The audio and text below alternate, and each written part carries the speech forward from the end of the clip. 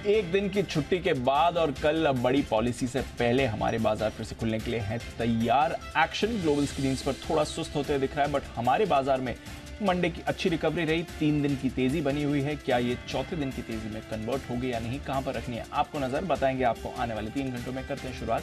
स्वागत है आपका शेयर बाजार लाइव में। नमस्कार, मैं हूं दीपांशु भंडारी। नमस्कार, आपके साथ मैं हूं नेहा आनंद। घरेलू क्यूज भी बहुत सारे हैं हमारे पास एंड ऑफ कोर्स आरबीआई की मॉनेटरी पॉलिसी पर फैसला आना कल बाकी है। तो इन सारे क्यूब्स के बीच हमारे मार्केट आज कैसे रिएक्ट करेंगे और कहां मिलेंगे कमाई के मौके, चलिए यही सब जानने की कोशिश करते हैं। दीप, हम देख रहे हैं इंटरनेशनल मार्केट से फिलहाल कोई दिक्कत नहीं लिख रही, लेकिन आज के महत्वपूर्ण ट्रिगर्स कौन से, वो जरा बता दीजिए। ट्रिगर्स वही हैं जो हम छोड़ के गए थे, देख रहे थे हम मंडे के दिन। थोड़ा डाउ फ्यूचर्स अच्छे दिख रहे थे, नैस्डैक फ्यूचर्स पर दबाव था, बिल्कुल वैसे ही होते दिखा। तो 2 दिनों से नैस्डैक पर आपने गिरावट जरूर देखी है, करीब 0.5% 2 दिन में नैस्डैक फिसला है, बट उसके सामने डाउ कल 4 दिन की तेजी पर ब्रेक लगाए, बट ऐसी कोई परेशानी नहीं है। 325 अंक मंडे को ऊपर था, उसके सामने कल 200 अंक ही फिसला है। तो ऐसा कोई बड़ा एक्शन हमने अमेरिकी बाजारों में 2 दिनों में देखा नहीं है और कोई ऐसे नेगेटिव संकेत भी आपके सामने आते हुए दिखे नहीं है। तो ग्लोबल बाजार स्टेबल है। आज सुबह आप कह सकते हैं थोड़ा सुस्त जरूर दिखेंगे, बट डॉलर इंडेक्स में बड़ी गिरावट आई है और कमोडिटी मार्केट में एक्शन बना हुआ है। एक्शन हमारे ऑयल एंड गैस शेयर्स में आपको दिखेगा, क्योंकि कच्चे तेल पर विंडफॉल टैक्स घटकर 0 हो गया है। सिर्फ अब डीजल पर वो भी सिर्फ आधे पैसे प्रति लीटर का टैक्स बचा है, वरना बाकी सारे टैक्स को 0 कर दिया है। आगे फिर से बढ़ सकते हैं या नहीं ये तो नहीं पता, बट अभी के लिए तो अच्छी खबर आ रही है। अच्छे अपडेट्स आ रहे हैं बैंक्स और एनबीएफसीज की तरफ से। कई सारे दिग्गज बैंक्स के अपडेट्स आए हैं, कुछ एनबीएफसीज भी फोकस में रहेंगी, तो वहां पर है हमारी नजर। और ऑफ कोर्स एमपीसी कल आने वाला है, इनका फैसला क्या 1/4% हाइक होगा या फिर पॉज, ये बाजार जानना चाहेगा कल, तो इस पर भी है हमारी नजर। तो कह सकते हैं कि महत्वपूर्ण ट्रिगर्स यहाँ पर बहुत सारे, लेकिन फिलहाल कोई घबराने वाली बात अभी तक बनती हुई नहीं दिख रही। इनफैक्ट दीप, जो ग्लोबल मार्केट में अभी नंबर्स सुबह से लेकर अब तक देख रही हूँ, कोई बहुत ज्यादा मूवमेंट नहीं है। ऐसा लग रहा है they are just poised, they are sitting at their own place, comfortable है, कोई फिलहाल उठापटक के मूड में दिख नहीं रहे। इसे कैसे रीड करें और ये क्या कहने की कोशिश कर रहे हैं? कहने को तो जो एक बड़ा संकट बैंक्स का बना हुआ था, ऑलमोस्ट अब 1 महीना उसको होने वाला है, वो हमारे पीछे हो चुका है। अब कह सकते हैं अभी कल जेपी मॉर्गन की वार्निंग आई है कि वो कह रहे हैं कि worst of it is not over. कल थोड़े इनके जो छोटे मझोले बैंकिंग शेयर्स हैं वो फिसले भी हैं, बट एज सच अभी के लिए तो कोई नेगेटिव खबर वहां से निकल कर नहीं आ रही है। तो फॉर द मोमेंट बाजार इस पर इतना चिंतित है नहीं। हम देख रहे हैं कल थोड़ा कंसोलिडेशन जरूर दिखा है, बट अदरवाइज 4 दिनों के बढ़िया बाउंस बैक यूएस में दिखा है। 3 लगातार दिन हमने देखा डेज हाई पर यूएस बंद हो रहा था, तो वहां पर एक कन्विक्शन बना हुआ था। आईटी हमने देखा पिछले क्वार्टर 17% उछला है, तो पिछले साल 34% गिरने के बाद आधी उन्होंने अपना ग्राउंड सिर्फ 3 महीने में कवर कर लिया, तो कॉन्फिडेंस वहां से भी आया। अब 2 दिन से थोड़ी मुनाफा वसूली चल रही है, तो एज सच ग्लोबल मार्केट से कोई ऐसे परेशानी वाले संकेत आ नहीं रहे हैं, बट 2-3 डेटा पॉइंट्स जरूर आए हैं जो आगे की डायरेक्शन अब तय करने के लिए आपको शायद एक इंडिकेशन दे रहे हैं। कल हमने देखा वो जॉब ओपनिंग्स का इनका डेटा आया, पहली बार 2 साल में 1 करोड़ के नीचे जॉब ओपनिंग्स आई हैं, वो थोड़ा अनुमान से कम आया है। अब खराब इसे मानिए, अब खराब इसे ऑफ कोर्स मान सकते हैं कि इकोनॉमी पर इंपैक्ट आ रहा है। फेड के नजरिए से आपको देखना पड़ेगा, क्योंकि इकोनॉमी पर अगर इंपैक्ट आता है जो फेड चाहता भी है हो, तो फाइनली वो आपको आते हुए दिख रहा है। ऑलरेडी हमने देखा है 4.5% की रेट हाइक्स हो चुकी हैं 1 साल के अंदर, तो उसका कहीं ना कहीं तो इंपैक्ट कभी ना कभी तो आपको आते हुए दिखेगा। अब इस डेटा में तो आपको इंपैक्ट आते हुए दिख गया है। क्या ये जो फ्राइडे को जॉब्स डेटा आता है जो ज्यादा इंपॉर्टेंट होता है ट्रैक करने के लिए, वो भी आपको ये इंपैक्ट दिखाएगा या नहीं मालूम। बट अभी फेड पॉलिसी में टाइम है, 3 मई को अगली पॉलिसी होने वाली है, तो 1 महीना है। बहुत सारा डेटा इसके बीच में आपको आते हुए दिखेगा, बहुत सारे फैक्टर्स होंगे, तो उस पर बाजार की नजर है। बट हाँ, ये जो पहला इंडिकेशन आया है ये इंपॉर्टेंट है। अब फेड इस पर क्या करता है, ये सवाल उठ रहे हैं। जेम्स बुलार्ड साहब, जिनको हम काफी क्लोजली ट्रैक करते हैं, उन्होंने रिसेंटली अभी भाषण दिया। वो तो कह रहे हैं कि मुझे तो और हाइक्स चाहिए। उन्होंने तो बहुत क्लियरली बोल दिया है कि अभी ये कहना मुश्किल है कि फेड खत्म हो गई है। इस तरह के बयान देने के लिए जाने जाते हैं। जेम्स बुलार्ड साहब हैं, बाकी भी फेड के मेंबर्स हैं जो थोड़े हॉकिश ज्यादा हैं। अब वो ऐसे बयान दे रहे हैं, ठीक है, होगा या नहीं वो हमें नहीं पता, बट अगर ये हाइक मान रहे हैं, अभी 42% लोग, जब अब लेटेस्ट डेटा आप देखेंगे 42% जानकार अभी भी मान रहे हैं कि शायद 1/4% की हाइक आना बाकी है। बट उसके सामने आप बॉन्ड मार्केट देख लीजिए, क्योंकि बॉन्ड मार्केट आपको इंडिकेशन दे रहा है कि शायद अब हाइक्स नहीं आएंगे। 3.3% पर आपकी 10 साल की यील्ड गिर गई है। ये जो 3.8% थी 2 हफ्ते 3 हफ्ते पहले, ये 3.3% पर आ गई है। अच्छा खासा करेक्शन है, बहुत बड़ा करेक्शन आ गया। तो बॉन्ड मार्केट आपको संकेत दे रहा है 2 साल की यील्ड 3.8% पर आ गई है, 4.3% तक पहुंच चुकी थी। तो ये आधे % की गिरावट बॉन्ड मार्केट में पिछले 1-2 हफ्तों में जो आई है, ये आपको बड़ा संकेत दे रही है कि बॉन्ड मार्केट अब तैयार नहीं है एटलीस्ट रेट हाइक के लिए। ये बदल सकता है, 3 मई लंबा समय है अभी तक, बट ये एक संकेत पहला जो डेटा की तरफ से आया है हमें कि फाइनली 1 करोड़ जॉब ओपनिंग्स आई हैं। दूसरा मार्केट, ये दो आपको संकेत दे रहे हैं कि शायद इस बार के लिए अब पॉज की तरफ बाजार मूव करने की कोशिश कर रहा है। बट इंटरेस्टिंग रहेगा कि इसका इक्विटीज पर क्या इंपैक्ट आता है, क्योंकि डॉलर इंडेक्स पर तो हमने ऑलरेडी इंपैक्ट देखा है, 101 पर आ गया, 2 महीने के निचले स्तर पर है।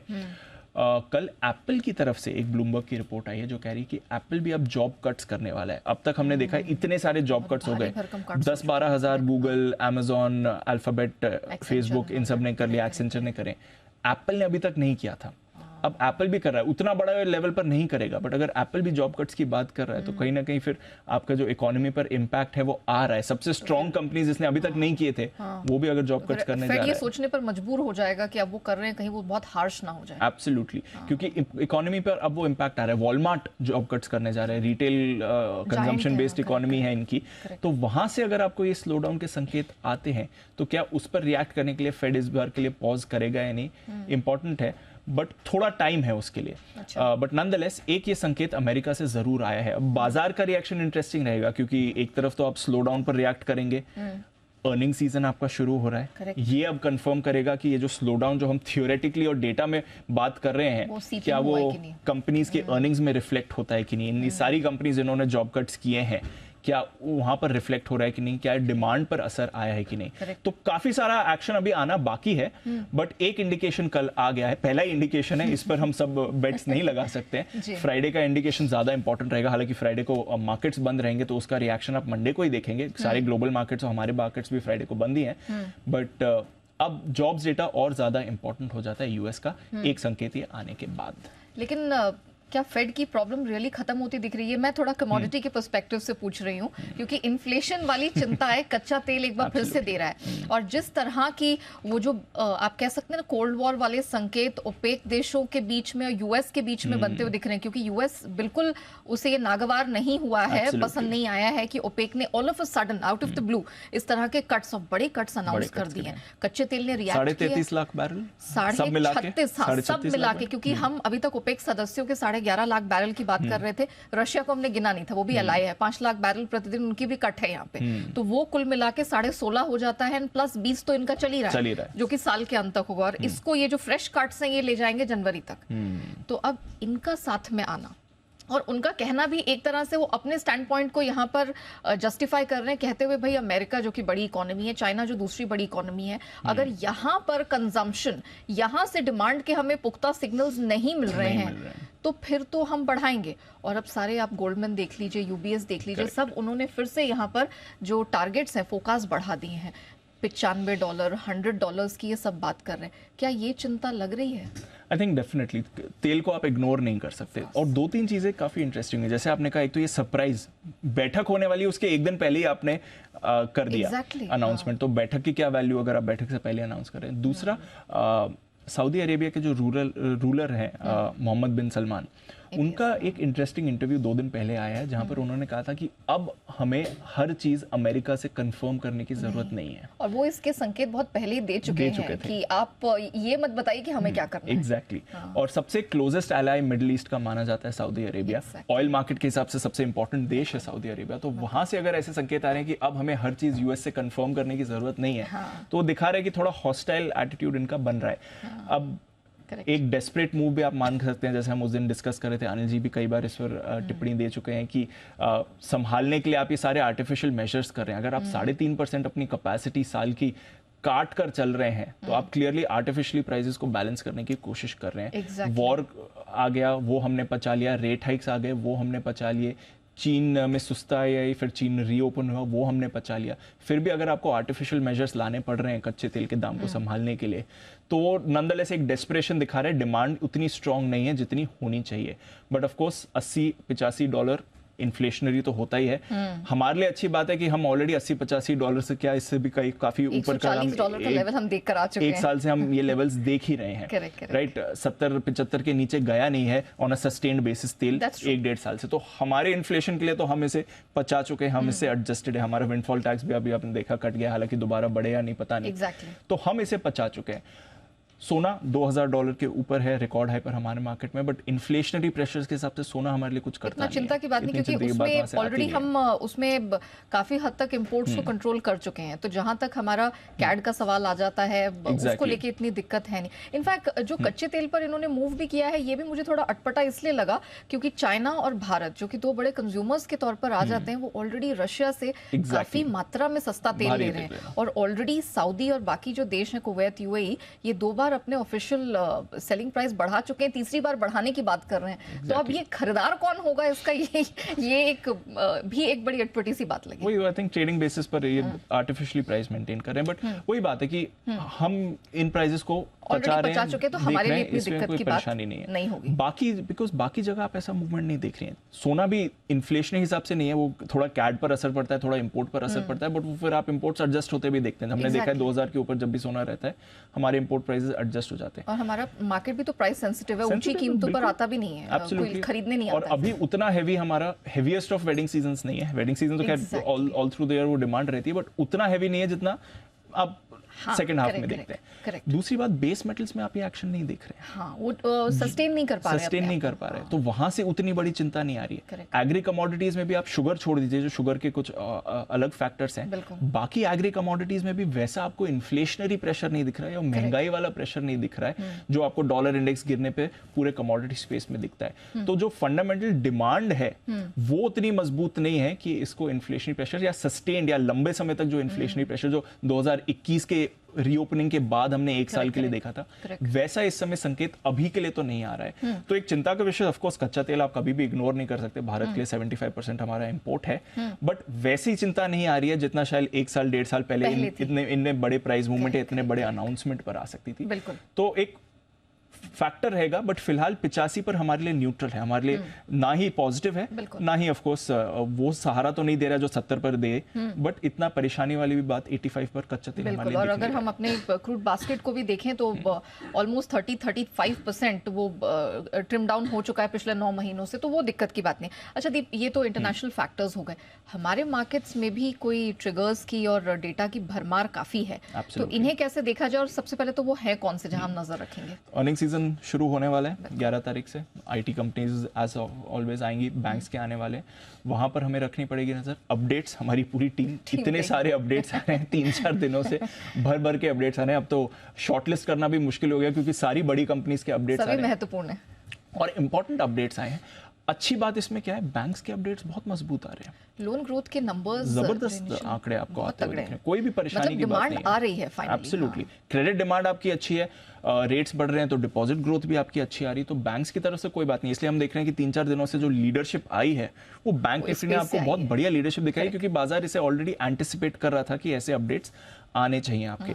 3 दिनों से आपका निफ्टी पॉजिटिव है, 450 अंकों की तेजी आपने, जो पिछले वेडनेसडे की क्लोजिंग थी वहां से अब तक देख लीजिए 450 पॉइंट का एग्जैक्ट आपको मूव आया, तो वो बाजार का आपका अच्छा दिखा रहा है। जो एक बेस बिल्डिंग की बात अनिल जी कर रहे थे, 16,800-850 के पास सपोर्ट दिख रहा था, अब तो वो आपके लिए कंफर्म ही हो गया है। बात चल रही है क्योंकि 3 महीने आप नेगेटिव भी रहे, तो अप्रैल में बाउंस बैक आता भी है। अप्रैल सीरीज बाजार के लिए अच्छी रहती है, 10 में से 7 बार, पिछले 10 साल में 7 बार हमने देखा है पॉजिटिव ही रहा है, तो वहाँ पर बात चल रही है। काफ़ी सारे एक्सपर्ट्स हमारे इंक्लूडेड जिनसे आप बात करिए, 17,500 से 17,800 की रेंज तो निफ्टी पर निकल कर आ ही रही है, तो थोड़ा रूम और अपसाइड का आपको दिख रहा है। तो एज सच कोई परेशानी वैसे नहीं हुई है।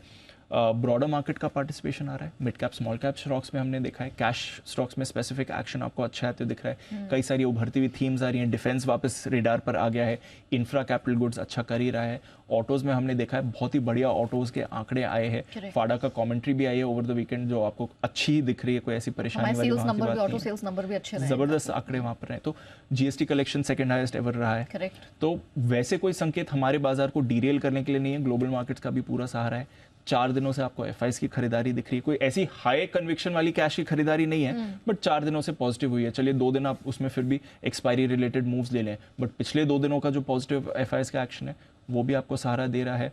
नेट लॉन्ग पोजीशन अभी भी आपकी 12% पर है, तो कोई वो हिस्टोरिक लोज के आसपास है, कोई वहां पर ऐसा कोई ज्यादा बेचने की इनके पास जगह ही नहीं है। थोड़ा कंसोलिडेशन हम देखते रहते हैं, बट अदरवाइज एक्शन ठीक है। पुट कॉल रेशियो भी हमारा कंफर्टेबल है। हाँ, अब बात आरबीआई पॉलिसी की है, जहां पर सबकी नजर है। आई थिंक इसलिए थोड़ा हमारे बाजार कॉशियसली ऊपर जा रहे की कोशिश कर रहे हैं। कोई ऐसी बड़ी मूव नहीं आ रही, क्योंकि बीच में 2 ट्रेडिंग हॉलीडेज आ गई, अभी 1 ट्रेडिंग हॉलीडे और इस हफ्ते बाकी है।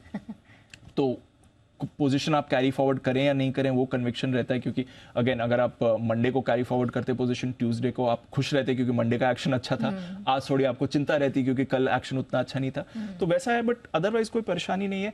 1/4% की हाइक हमारे बाजार प्राइस इन कर चुके हैं। अच्छा रहेगा अगर हाइक नहीं आए तो। कमेंट्री काफी इंपॉर्टेंट रहेगी, क्या स्टांस बदलता है कि नहीं। रिमूवल ऑफ अकोमोडेशन से हम न्यूट्रल पर आते हैं कि नहीं, ये बाजार देखना चाहेगा। लिक्विडिटी डेफिसिट पर हम ऑलरेडी आ गए हैं, तो क्या उस पर आरबीआई कुछ एक्शन लेता है या नहीं, ये देखना पड़ेगा। हमारी बॉन्ड यील्ड पर कुछ हमने एक्शन देखा नहीं पिछले 1 महीने में। अगर आप देखेंगे हमारी बॉन्ड यील्ड 7.3-7.4% पर एकदम स्टेबल रही है। कुछ मूवमेंट वहां पर आपको नहीं आते हुए दिखा है। बोरिंग कैलेंडर सरकार की तरफ से ऑलरेडी आ चुका है। फ्रंट लोड उतना नहीं कर रहे हैं जितना पिछले कुछ सालों में किया। तो एज सच कोई भी ऐसी परेशानी हमारे बाजार में आपको चिंता देने वाली तो नहीं दिख रही। हमारे खुद के क्यूज काफी स्टेबल हैं, अर्निंग्स शुरू हो रही हैं, इकोनॉमी की हालत अच्छी है। एक आईटी पर आपको रखनी पड़ेगी नजर, क्योंकि थोड़ा ग्लोबल संकेत जो आए हैं, specially IT companies fresh round of ले ऑफ्स अगर शुरू करती हैं और अर्निंग सीजन शुरू हो रहा है, तो आईटी ऑफ कोर्स हमेशा अर्निंग्स में लीडरशिप दिखाता ही है। इस बार क्या आता है और कमेंट्री क्या आती है, FY24 की गाइडेंस कंपनीज क्या देती हैं, इंपॉर्टेंट रहेगा। बट कोई ऐसा संकेत ऐसा हमारे बाजार में 3-4 दिनों में आपको नहीं दिखाए जो परेशानी पैदा करे। इनफैक्ट ज्यादातर संकेत तो अच्छे ही रहे हैं। तो देखते हैं इस एक्शन को कैसे बनता है। आइए, सुमित जी भी हमारे साथ जुड़ चुके हैं, उसके बाद हमारी टीम से भी बात करेंगे और जानेंगे आज के सारे updates. Sumit ji, morning sir, बहुत बहुत शुक्रिया। थोड़ा जल्दी आपको बैठा दिया, थोड़ा ट्रेड सेटअप एक बार समझ लेते हैं, फिर ऑफ कोर्स जो बाकी रेगुलर बातें हैं दिन की वो तो आपके साथ करेंगे ही। बट थोड़ा कंसोलिडेशन मंडे को फर्स्ट हाफ में दिखा, सेकंड हाफ में ऑफ कोर्स रिकवरी अच्छी आती हुई दिखी। 17,400 तक हमने निफ्टी को आते हुए दिखाया, जैसे 17,500 के ऊपर दिख रहा है। तो पहले निफ्टी के लिहाज से जरा ट्रेड सेटअप क्या है बताइए, आज के लिए इंपॉर्टेंट लेवल्स क्या निकल कर आते हैं। नमस्कार दीपांशु, गुड मॉर्निंग।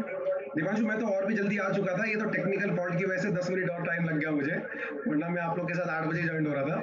तो दीपांशु, जहां तक मार्केट्स का सवाल है, मार्केट्स के अंदर मुझे ऐसा लग रहा है कि जो लास्ट 2-3 दिनों से हम बात कर रहे हैं, तेजी जारी है मार्केट्स के अंदर। मुझे ऐसा लग रहा है कि निफ्टी में अभी और यहाँ से स्टीम लेफ्ट है।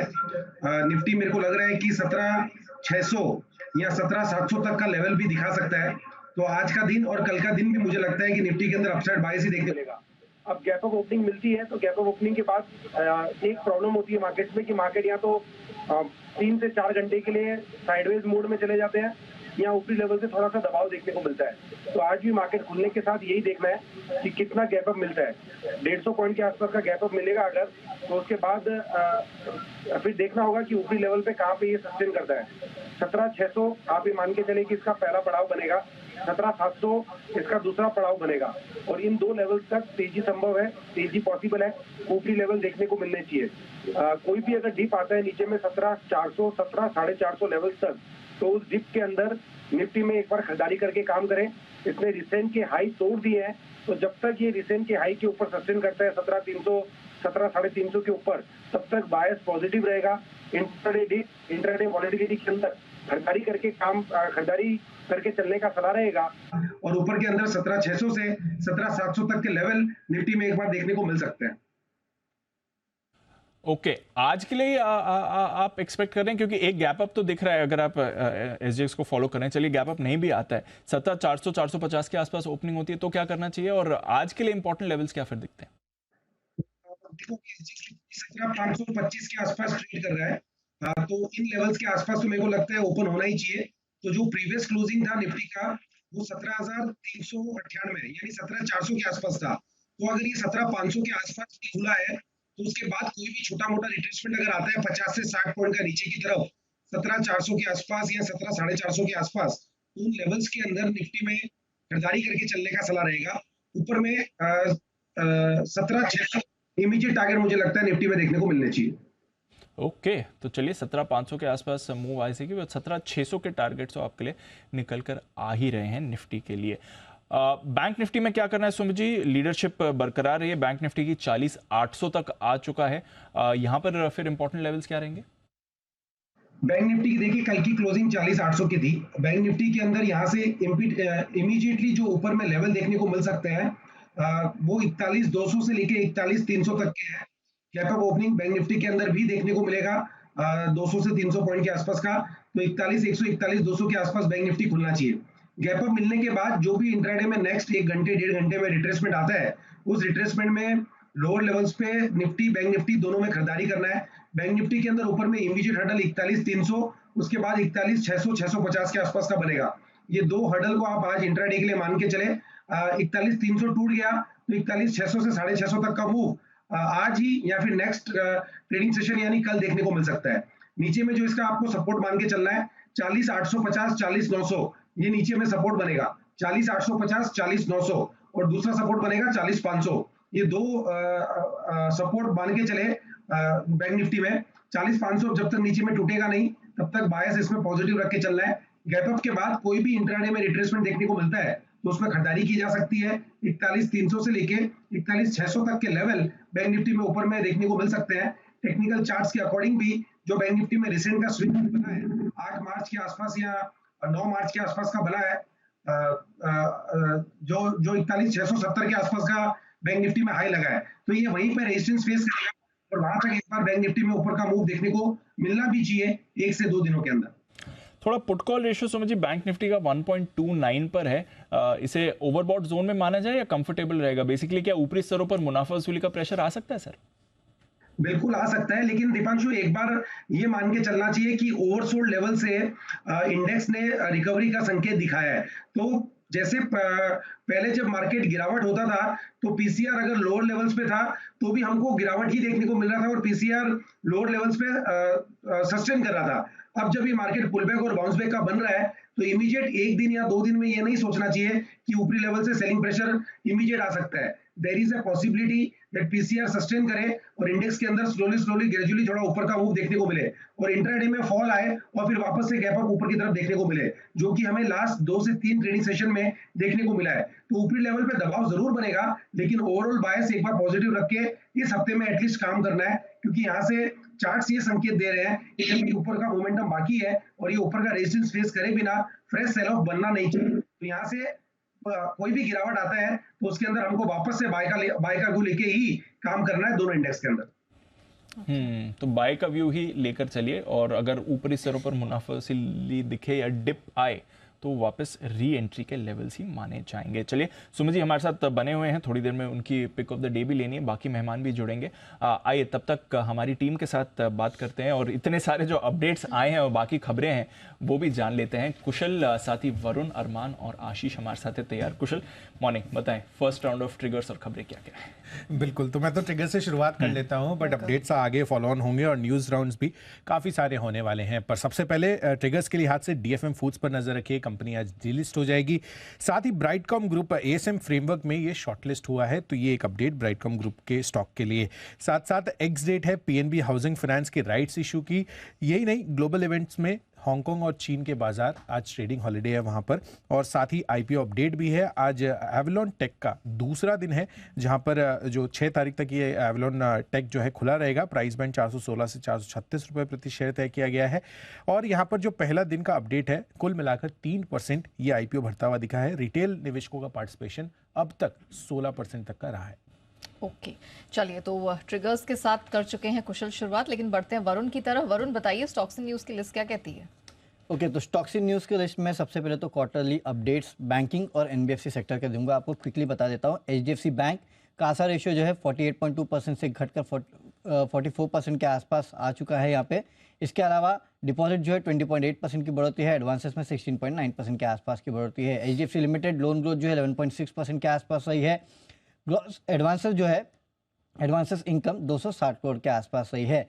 इंडसइंड बैंक मार्च में नेट एडवांसेस जो है 21% के आसपास की बढ़ोतरी वहाँ देखने मिली। डिपॉजिट्स जो है 15% बढ़ के आए हैं। कासा रेशियो 42% से घटकर 40.1% के आसपास आए क्वार्टर ऑन क्वार्टर।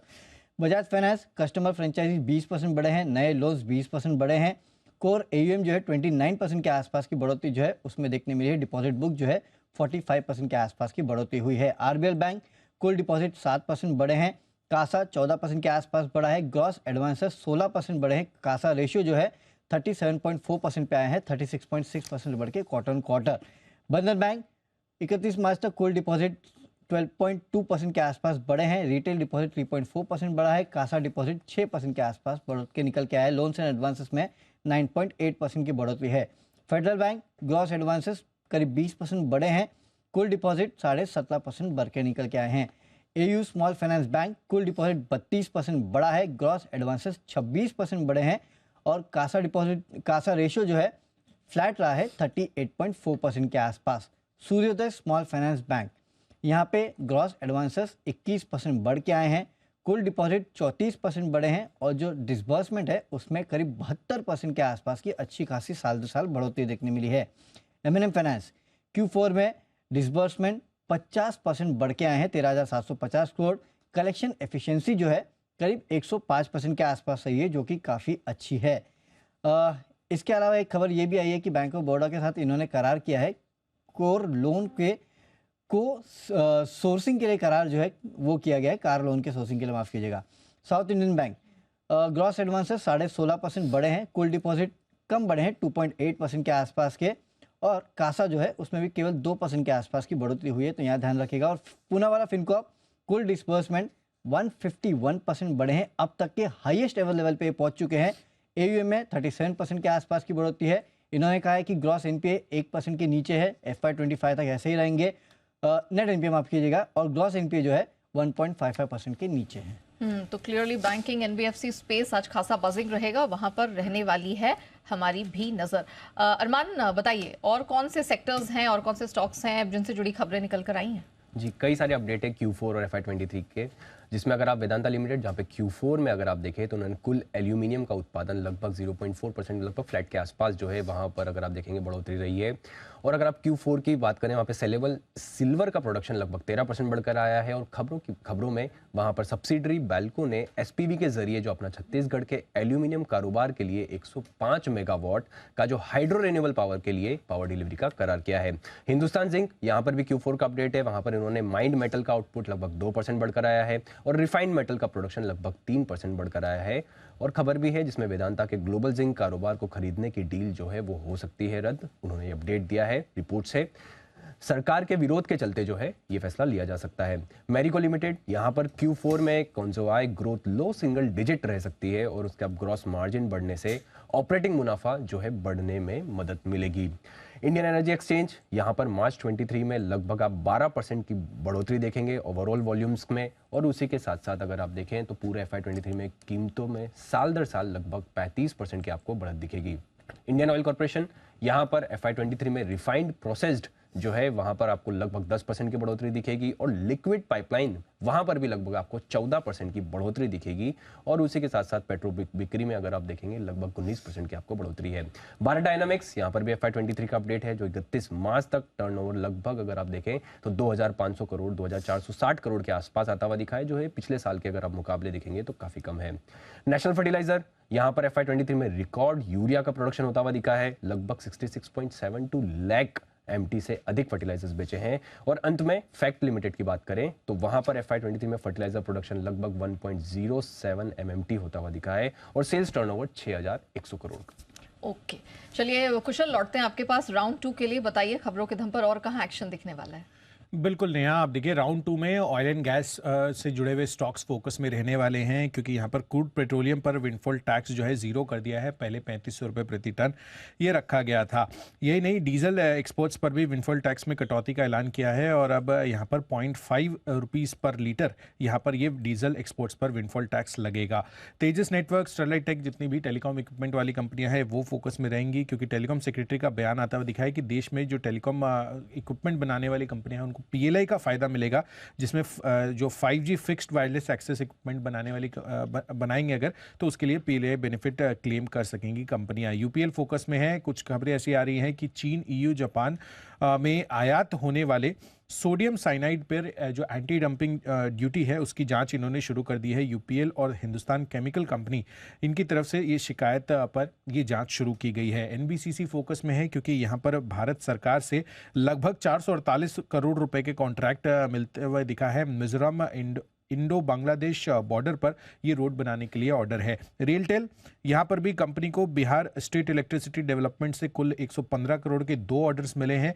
साथ ही एनआईसी से यहाँ पर और इसमें जो स्प्लिट है वो बिहार सरकार से 76 करोड़ और एनआईसी से लगभग 39 करोड़ के ऑर्डर मिले हैं। और एस्ट्रा माइक्रोवेव अंत में, जहाँ पर कंपनी को आईएमडी से लगभग 33 करोड़ रुपए का ऑर्डर मिलता हुआ दिखा है।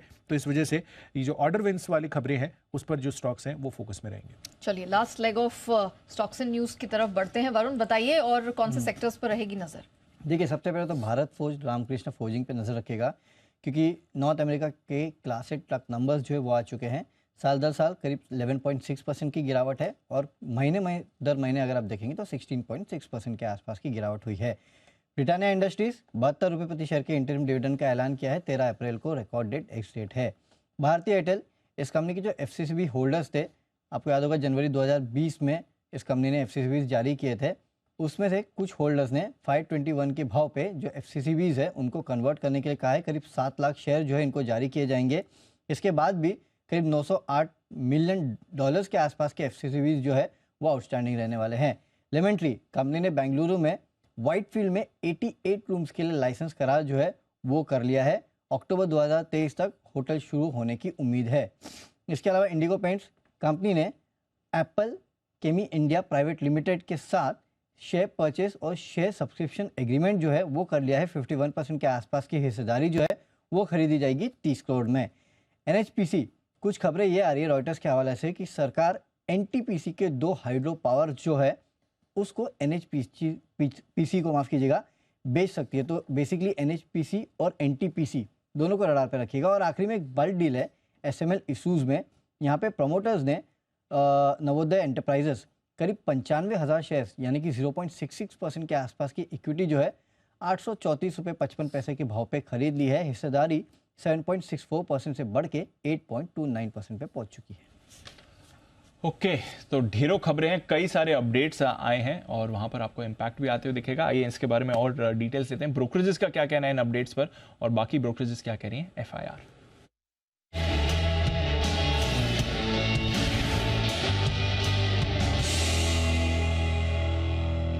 मॉर्निंग आशीष, शुरुआत तो फिर ये बैंक्स और NBFCs पर जो अपडेट्स हैं उन पर कौन सी रिपोर्ट्स आई हैं? बिल्कुल, शुरुआत इसी के साथ कर लेते हैं दीपांशु। देखिए, बजाज फाइनेंस यहाँ पर रिपोर्ट्स आई है मॉर्गन स्टैनली की तरफ से, जहाँ पर ओवरवेट की रेटिंग को बरकरार रखा है। 5,715 की क्लोजिंग है, 8,000 रुपये का पूरा लक्ष्य दिया है। और मान रहे कि quarter on quarter loan growth करीब 7% की बढ़त यहाँ पर देखने को मिली है। साल दर साल 29% की ग्रोथ है। और बाकी के आंकड़े, खासतौर पर अगर आप देखें तो नया कस्टमर एक्विजिशन का जो आंकड़ा है ये भी काफ़ी सपोर्टिव है। जेफरीज भी खरीदारी किराए को बरकरार रखे हुए 7,280 रुपये के लक्ष्य के लिए। इसके अलावा HDFC बैंक यहाँ पर मैक्वायरी आउट परफॉर्म की रेटिंग को बरकरार रखे हुए 2,110 रुपये का लक्ष्य दिया है। इंडसइंड बैंक पर भी देखें तो क्वार्टरली अपडेट्स का असर आज आपको स्टॉक के भाव में देखने को मिलेगा। मॉर्गन स्टैनली ओवरवेट की रेटिंग को बरकरार रखे हुए 1,080 की क्लोजिंग है, 1,525 रुपये का लक्ष्य दिया है। और मान रहे कि सीक्वेंशियल लोन ग्रोथ करीब 6% हुई है। पिछले जो तिमाही में थी 5% की ग्रोथ यहाँ पर आपको देखने को मिली थी। रिटेल डिपॉजिट और कासा यहाँ पर भी काफ़ी अच्छी ग्रोथ आपको देखने को मिली। सिटी खरीदारी किराए को बरकरार रखे हुए 1,420 रुपये के लक्ष्य के लिए। इसके अलावा अगर आप देखें तो AU स्मॉल फाइनेंस बैंक यहाँ पर भी रिपोर्ट्स आई हैं। ओवरवेट की रेटिंग को बरकरार रखा है, 566 की क्लोजिंग है, 835 का लक्ष्य दिया है। मान रहे कि स्ट्रॉन्ग लोन ग्रोथ यहाँ पर आपको देखने को मिली। तिमाही दर तिमाही 9% की ग्रोथ है, 14% की ग्रोथ कासा डिपॉजिट में क्वार्टर ऑन क्वार्टर यहाँ पर आपको देखने को मिली। फेडरल बैंक यहाँ पर देखिए मॉर्गन स्टैनली ओवरवेट की रेटिंग को बरकरार रखे हुए 133 की क्लोजिंग है, 175 रुपये का लक्ष्य दिया है। ओके, तो कई सारी रिपोर्ट्स आई हैं। बजाज फाइनेंस पर रखिए नजर, 8,000 का टारगेट मॉर्गन स्टैनली की तरफ से आ रहा है। इस काउंटर पर आज आपको इम्पैक्ट दिखेगा। अपडेट्स भी अच्छे ही आए हैं। और कौन सी रिपोर्ट्स हैं आशीष आपके पास? दीपांशु, मेरे को यहाँ पर भी खास नजर रखनी है। CLSA की तरफ से देखिए रिड्यूस की रेटिंग को बरकरार रखा और लक्ष्य में कटौती की गई है। 530 रुपये से लक्ष्य को घटाकर 500 कर दिया, 480 की क्लोजिंग है। सिटी खरीदारी किराए को बरकरार रखे, लक्ष्य 585 से घटाकर 570। लेकिन नोमेरा अगर आप देखें तो न्यूट्रल की रेटिंग दे रहे हैं और मान रहे कि इनके अनुमान के मुताबिक ही चौथी तिमाही के अपडेट्स यहाँ पर आपको देखने को मिले हैं। तो 565 की टारगेट के साथ इन्होंने अपने व्यू को बरकरार रखा है। GCPL यहाँ पर खास नजर रखनी है क्योंकि CLSA की तरफ से आ गया है डबल डाउनग्रेड। पहले अगर आप देखें तो आउट परफॉर्म की रेटिंग दिया करते थे, अब ये रिड्यूस की रेटिंग दे रहे हैं और लक्ष्य भी 1,000 रुपये से घटाकर 960 कर दिया है, जो कि करंट मार्केट प्राइस से 5 रुपये नीचे है। HUL पर भी CLSA की तरफ से आउट परफॉर्म की रेटिंग को बरकरार रखा है, लक्ष्य जो है 2950 से घटाकर 2800 कर दिया है। इसके अलावा जुबलेंट फूडवर्क्स यहाँ पर CLSA बिकवाली के राय को बरकरार रखे, लंबे समय से स्टॉक के ऊपर बेरिश है। अभी भी देखें तो 415 से लक्ष्य को घटाकर 400 कर दिया है, करीब 36 रुपए नीचे जो है करंट मार्केट प्राइस के नीचे इन्होंने जो है लक्ष्य दिया है। एशियन पेंट्स पर बिकवाली के राय को बरकरार रखा है। CLSA ने लक्ष्य 2580 से घटाकर 2610 कर दिया है। इसके अलावा अगर आप देखें तो कैंपस एक्टिवेयर्स यहाँ पर CLSA खरीदारी के राय को बरकरार रखे, लक्ष्य 470 से घटाकर 415, 332 की क्लोजिंग है। HCL टेक पर रखनी है खास नजर, क्योंकि JP मॉर्गन की तरफ से रिपोर्ट आई है, अंडरबिट की रेटिंग को बरकरार रखा है, लेकिन जो लक्ष्य थोड़ा सा एडजस्ट किया है, 880 से बढ़ाकर 920 कर दिया है, करीब 1098 की क्लोजिंग है। और ये मान रहे कि IT सेक्टर में थोड़ी सी डाउनसाइड और आपको देखने को मिल सकती है, कुछ वीकर साइड पर सरप्राइजेस देखने को मिलेंगे, जिसके चलते इस सेक्टर के ऊपर पूरे कॉशियस हो रहे हैं। विप्रो पर अंडरबिट की रेटिंग दी है, लक्ष्य 370 से घटाकर 360 कर दिया है। इन्फी पर न्यूट्रल की रेटिंग है, लक्ष्य 1700 से घटाकर 1500 कर दिया है। साइंट पर हालांकि मॉर्गन स्टैनली ओवरवेट की रेटिंग को बरकरार रखे हुए 1100 रुपए का लक्ष्य दिया है, 995 की क्लोजिंग है। और अंत में हिंडाल्को यहाँ पर विस्तार से दिन के दौरान बताएंगे इन्वेस्टर डे की हाईलाइट्स, लेकिन CLSA देखिए अपने व्यू पर इंटैक्ट है, खरीदारी के राय के साथ 550 रुपए का लक्ष्य दिया है। ओके तो ये है कई सारी रिपोर्ट्स, अपडेट्स भी कई सारे आए हैं और थोड़ी और डिटेल्स कुछ रिपोर्ट्स की आपको हम थ्रू द डे बताएंगे भी। पर आइए हमारे सारे मेहमान भी हैं तैयार, करते हैं उनका स्वागत। सुमित जी तो हैं हमारे साथ जुड़े हुए, साथ ही राकेश जी, कुणाल जी, हिमांशु जी और अमरीश सर भी हमारे साथ शो में जुड़ रहे हैं। बंस जी मॉर्निंग सर, करते हैं आपसे शुरुआत, बताएं पिक ऑफ द डे। सुप्रभात दीपांशु, सुप्रभात नेहा। मेरा जो पिक ऑफ द डे है वो है ग्रेन्यूल्स। बेहतरीन टेक्निकल स्ट्रक्चर है, फार्मा फ्लेवर में है और पिछले सप्ताह में देखें तो इस स्टॉक के अंदर एक ब्रेकडाउन देखने को मिला था। अब ये सारे लेवल्स, मंदी के जो लेवल्स थे, ट्रेंड लाइंस, उनको क्रैक कर चुका है और एक अच्छी तेजी का एक प्रबल दावेदार है। 287 के स्टॉप लॉस के साथ 311 के लक्ष्य के लिए ग्रेन्यूल्स पे खरीदारी की राय है। ओके, ग्रैन्यूल्स पे pick of the day Rakesh ji की तरफ से और 311 तक का टारगेट वहां पर बनता हुआ दिखाई दे रहा है। कुणाल सर मॉर्निंग, बताइए सर आपकी पिक ऑफ द डे कहां से आ रही है? Good morning Neha, good morning Deepanshu. खरीदारी की राय है मेरी भी और खरीदना है IDFC को। IDFC के चार्ट पर मुझे लगता है कि एक बहुत ही शानदार स्ट्रक्चर बन रहा है, जिसको असेंडिंग ट्रायंगल पैटर्न कहते हैं। तो आज क्योंकि बाजार थोड़ा बहुत नीचे खुलने की संभावना है, तो नीचे के लेवल्स पर IDFC को बाय करके चले। 78 रुपए पर एक स्टॉप लॉस रख लें 78 पर। तो मुझे लगता है कि स्टॉक में आपको 83-84 के भाव देखने को मिलेंगे। तो 83-84 के टारगेट के लिए IDFC में खरीदारी की राय है और स्टॉप लॉस रखा जाना चाहिए 78 पर। ओके तो ये है आपके लिए IDFC पसंद कुणाल जी की। सुमित जी बताएं सर आपकी pick of the day. Deepanshu, pick of the day के तौर पे बजाज ऑटो को सिलेक्ट करना चाहिए। बजाज ऑटो के अंदर मोमेंटम तेजी का बना हुआ है। बजाज ऑटो यहां से और ऊपर का मूव दिखा सकता है। 3920 स्टॉक का नीचे में सपोर्ट बनेगा। 3920 का स्टॉप लॉस लगा के पोजीशंस इनिशिएट करें। जिन्होंने लॉन्ग पोजीशंस ले रखा है वो लोग होल्ड करें। रिसेंट के हाई बजाज ऑटो ने ब्रेक किया है और ऑटो सेक्टर के अंदर मोमेंटम भी बना हुआ है। तो बजाज ऑटो यहां से ऊपर में जो टारगेट दिखा सकता है 4000 का लेवल जैसे ही ब्रेक करेगा तो ओके तो बजाज ऑटो ये पसंद आ रहा है सुमित जी को। थोड़ा ऑटो स्टॉक्स में हमने मोमेंटम भी अच्छा देखा है। हिमांशु जी मॉर्निंग सर, बताएं आपकी pick of the day. Good morning to you Deep, good morning Neha. मेरा भी पिक ऑफ द डे जो है वो बजाज ऑटो ही रहेगा दीप। यहाँ पर एक काफी अच्छी स्ट्रेंथ देखने को मिली है और हमने देखा कि मंडे के सेशन में एक इन्वर्टेड हेड एंड शोल्डर का ब्रेकआउट देखने को मिला है। स्पॉट लेवल्स में लगभग 3993 का क्लोज है। तो मुझे लगता है कि 3970, 3950 इस जोन में अगर कोई डिप मिलता है तो रिस्क रिवॉर्ड और अट्रैक्टिव बनता है। वहां पे खरीदारी करके चलें 3920 के स्टॉप लॉस के साथ। पर मेरा मानना है कि 4070 और 4120 ये दो टारगेट्स बजाज ऑटो में आने वाले 1 से 2 दिनों में देखने को मिल सकते हैं। काफी अच्छा चार्ट सेटअप है, काफी अच्छी स्ट्रेंथ नजर आती है, तो बजाज ऑटो में खरीदारी करके चलने की सलाह है।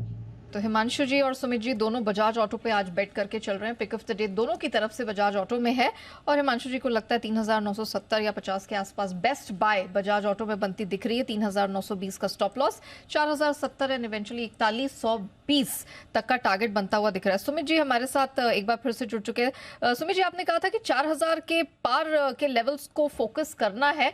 इवेंचुअल टारगेट क्या दिख रहा है बजाज ऑटो में आपकी तरफ से?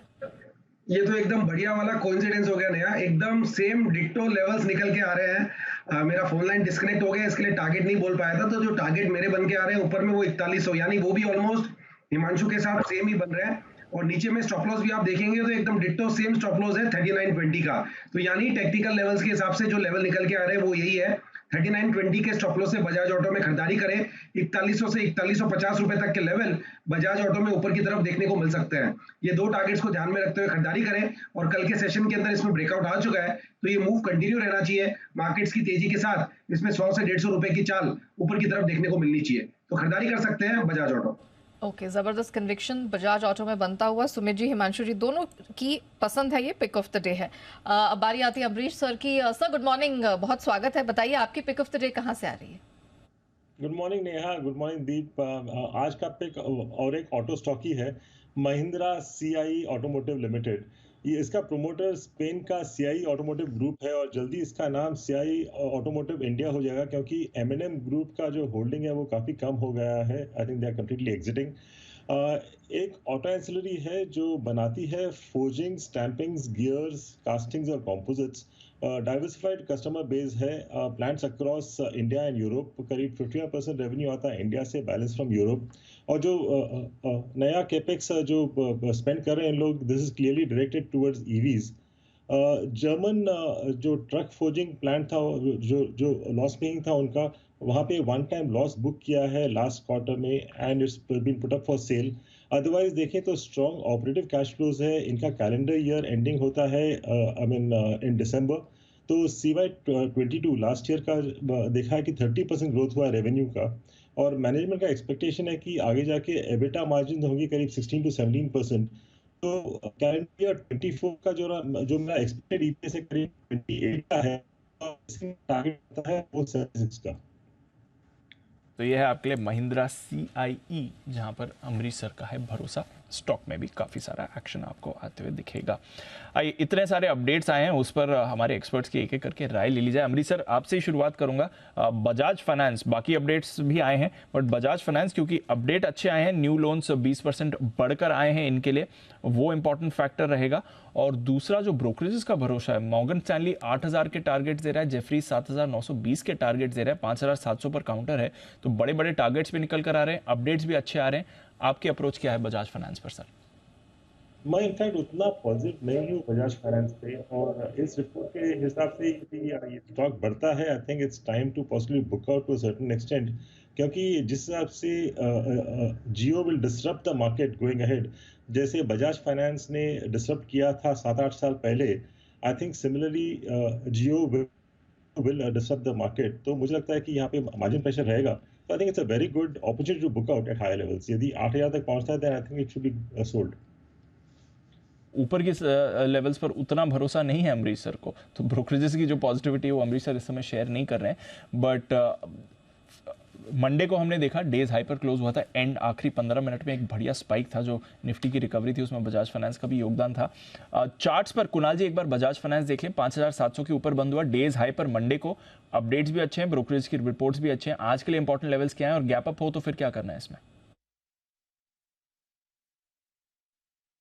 देखिए, चार्ट स्ट्रक्चर अच्छा है दीपांशु, और हम लोग इस पर बात भी कर रहे थे कि जिस तरह का चार्ट स्ट्रक्चर है, यहाँ पर एक डबल बॉटम पैटर्न अपीयर होता हुआ चार्ट पर नजर आ रहा है। तो इस स्टॉक के लिए जो सबसे क्रिटिकल लेवल है वो 5850 का है।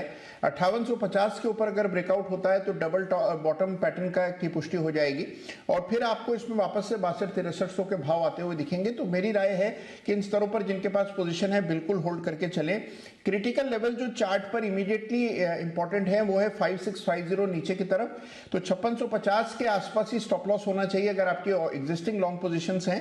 पहला टारगेट स्टॉक के लिए 5800 होना चाहिए। 5800 पार होगा तो स्टॉक में बड़ा ब्रेकआउट होगा, पैटर्न बन जाएगा, और फिर आपको और ऊपर के लेवल्स देखने को मिलेंगे। ओके, तो टेक्निकली बजाज फाइनेंस है कन्विंसिंग, लेकिन थोड़े लेवल्स वॉच करने होंगे। अगर पोजीशन है तो 5650 के स्टॉप लॉस के साथ होल्ड करिए। पहला पड़ाव 5800 है, वो पार होते ही सीधा 6200 और 6300 के दर्शन बजाज फाइनेंस में देखने को मिल सकते हैं। इसी कड़ी में इंडसइंड बैंक, आज पूरा बैंकिंग और एनबीएफसी स्पेस रहेगा फोकस में, और मॉर्गन स्टैनली मैक्वेरी खासतौर से इस पर काफी बुलिश नजर आ रहे हैं। दोनों ही ओवरवेट आउट परफॉर्म का स्टैंस लेके चल रहे हैं। राकेश सर, आपका व्यू लेना चाहेंगे, इंडसइंड बैंक क्या सलाह होगी अब यहां से?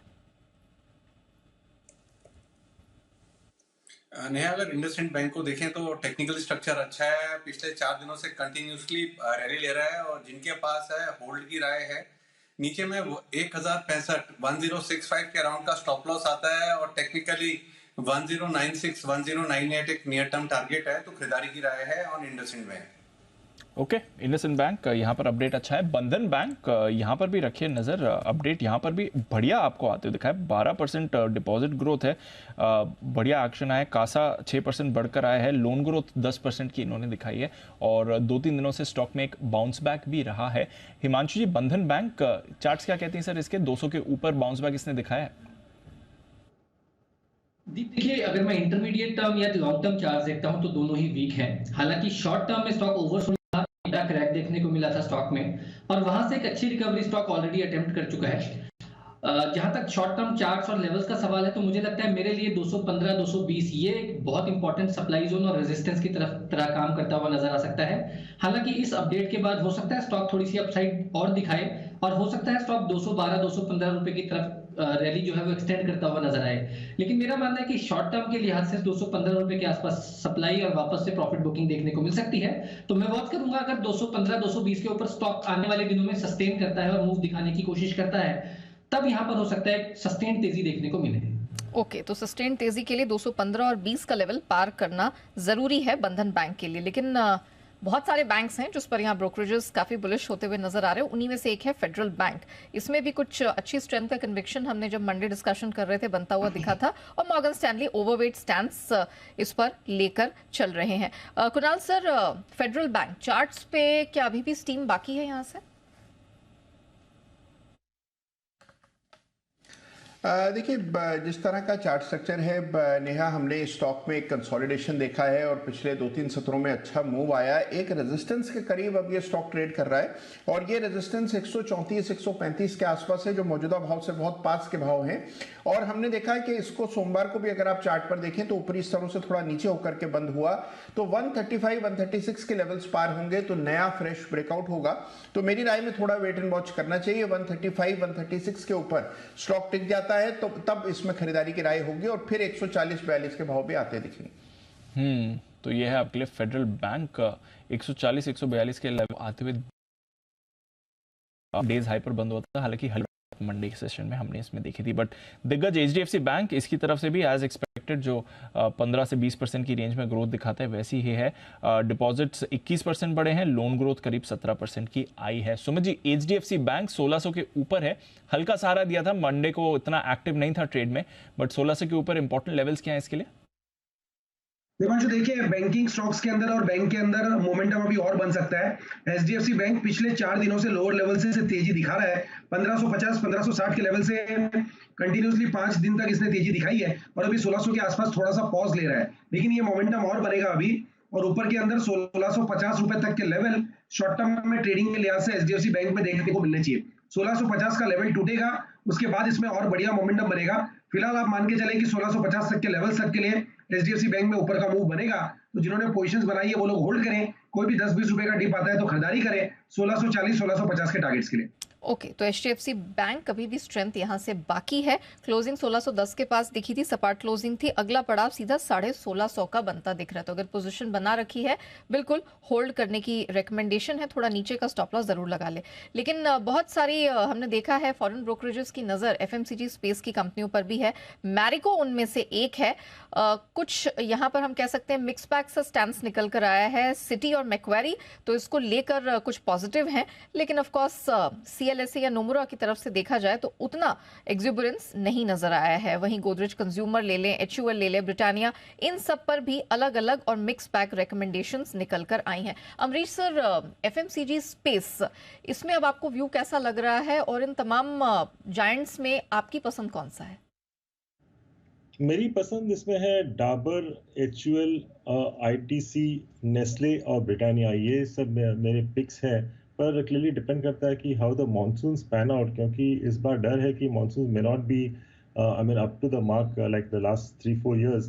तो शायद उसके कारण थोड़ा बहुत इफेक्ट आ सकता है, but I think we should wait till possibly May और जून, तब तक शायद समझ में आए कि एल निनो इफेक्ट कैसे रहेगा। And in case the monsoons are normal, clearly these 3-4 stocks are clear buys.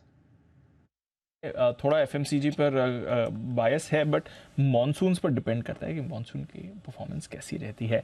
RBL bank, इस पर भी एक बार चार्ट चेक ले लिया जाए। अपडेट्स इसके भी अच्छे ही आए हैं।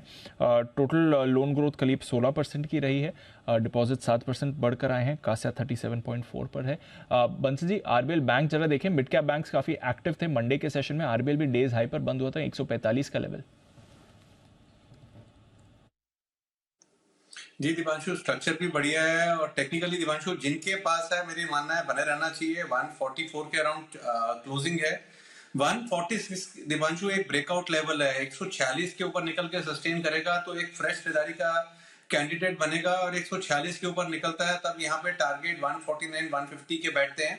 तो जिनके पास है होल्ड करे, 146 146 के ऊपर फ्रेश खरीदारी की राय होगी। आरबीएल बैंक खरीदारी की रिकमेंडेशन है और कुछ स्ट्रेंथ यहाँ पर भी बनती दिख सकती है।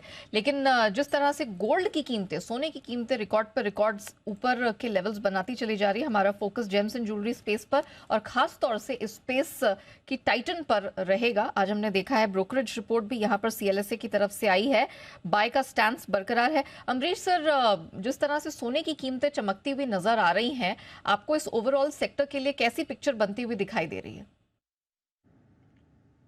शॉर्ट टर्म तो क्लियरली पॉजिटिव है, क्योंकि जिस हिसाब से इनके इन्वेंट्री गेन्स होने वाले हैं because of the way the gold prices have moved up, तो surely like in short term तो क्लियरली पॉजिटिव है। But a stock like Titan, मैं तो I mean I would be positive even from like long term perspective. और यहाँ पर मैं देखा कि like year on year we are getting 15-20% sort of returns, तो this is a long term portfolio stock है। पोर्टफोलियो स्टॉक है। एक चार्ट चेक भी ले लेते हैं। कुणाल जी, आपका क्या व्यू बन रहा है? टाइटन यहाँ पर हम देख रहे हैं लगातार चमकता चला जा रहा है, लेकिन चार्ट्स के स्ट्रेंथ को सपोर्ट करते आगे दिख रहे हैं। देखिए चार्ट भी मजबूत है नेहा। अगर आप पैटर्न देखें तो यहाँ पर भी एक डबल बॉटम पैटर्न बना और उसका ब्रेकआउट आता हुआ हमने सोमवार के सत्र में देखा। तो मुझे लगता है कि ओवरऑल स्ट्रक्चर काफी मजबूत है। स्टॉक जो है वापस से 2700-2750 के लेवल्स को रीगेन कर सकता है। तो जिनके पास पोजीशन है, बिल्कुल मेरी बने रहने की राय है। एक ट्रेलिंग स्टॉप लॉस रखें और मौजूदा स्तरों पर भी आप इसमें गिरावट पर भी खरीदारी कर सकते हैं। 2700-2750 के लेवल्स मुझे लगता है कुछ दिनों में आते हुए दिखेंगे। ओके, 2700-2750 के लेवल्स के लिए टाइटन, इस पर रखिए नज़र। और फंडामेंटली तो लॉन्ग टर्म पिक है ही, जैसा अमरीश सर कह भी रहे हैं।